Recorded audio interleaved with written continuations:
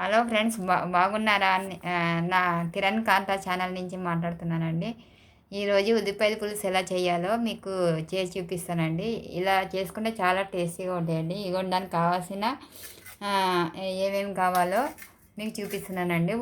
ఉల్లిపాయలు అండి, ఇగోండి ఉల్లిపాయలు, కరివేపాకు, పచ్చిమిర్చి, అల్లం వెల్లుల్లిపాయ పేస్ట్ చేసి పెట్టుకున్నానండి. ఇగోండి అల్లం వెల్లుల్లిపాయ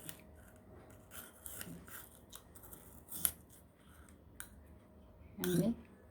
ఇదిగోండి కారము 2 స్పూన్లు అండి, ఉప్పు, పసుపు, ఇదిగోండి ఇది ధనియాలు, జీలకర్ర, ఇలాచి, లవంగాలు పొడి చేసి పెట్టుకున్నానండి. చింతపండు అండి నానబెట్టుకున్నాను. ఇవ్వండి కావాల్సిన పదార్థాలు. కొత్తిమీర పుదీనా ఉంటే కూడా చేసుకోవచ్చండి. స్టవ్ వెలిగించానండి. ఉల్లిపాయలు స్టవ్ మీద కాల్చుకుంటున్నాను. ఇలా చేసుకుంటే చాలా టేస్టీగా ఉంటుందండి కర్రీ. ఇవ్వండి అది బాగా నల్లగా మాడిపోవాలండి.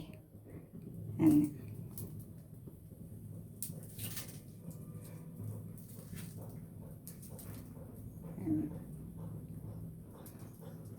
పెట్టు ఆ పక్కన ఒకటి, అటు పెట్టు ఆ పక్కన.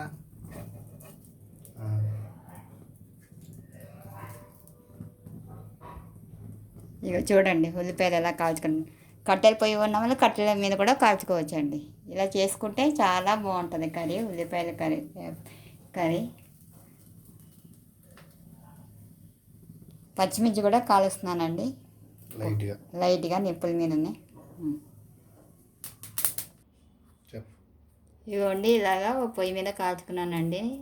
కట్టెల పొయ్యి మీద ఉన్న కట్టెల మీద కాల్చుకోవచ్చు. ఇలా నేను గ్యాస్ మీద కాల్చుకున్నాను. ఇలా నల్లగా కాల్చుకున్నాం. బాగా కాల్చుకున్నాక అప్పుడు ఈ పొట్టులు చేసి ముక్కలు కోసుకోవాలండి. ముక్కలు కోసి అదే మిక్సీలో కచ్చాపిచ్చా చేసుకోవాలండి. ఇక మీకు చూపిస్తున్నాను.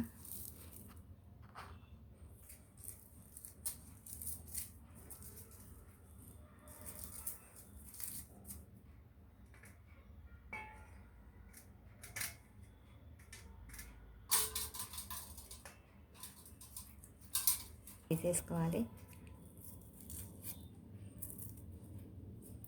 వేసుకున్నాక కట్ చేసుకోవాలండి. ఇలా చేసుకుంటే కర్రీ చాలా టేస్ట్గా ఉంటుందండి.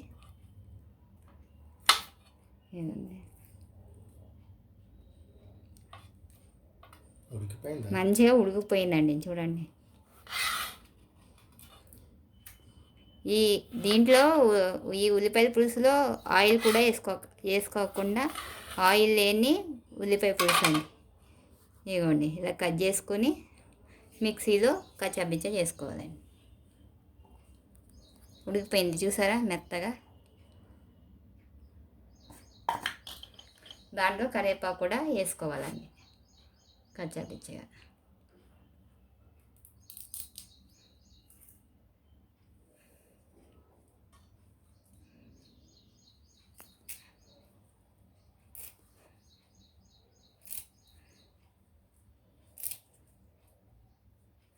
వేసే లాతగా ఉన్నాయి కదా, వేసేసి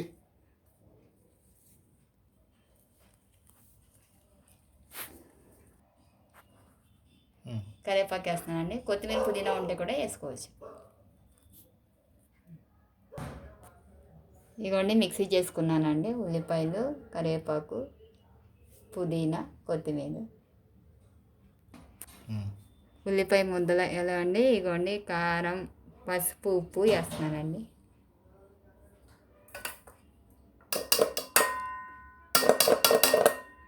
ఇగోండి ధనియాలు, జీలకర్ర పొడి చేసుకున్నాను. అల్లం వెల్లిపాయ అండి పేస్ట్.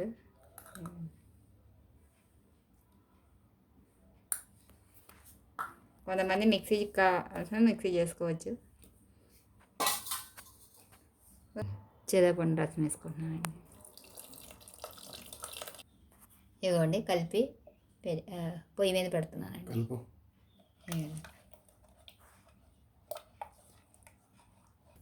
ఇదిగోండి పొయ్యి మీద పెట్టాను, వెలిగించి పెట్టుకున్నానండి. బాగా మరగాలండి చిక్కగా అయ్యే వరకు. ఇది ఆయిల్ లేని ఉల్లిపాయల పులుసు అండి, చాలా టేస్టీగా ఉంటుంది ఇలా చేసుకుంటే. బాగా మరిగిందండి, ఇక మూత తీస్తున్నాను చూడండి.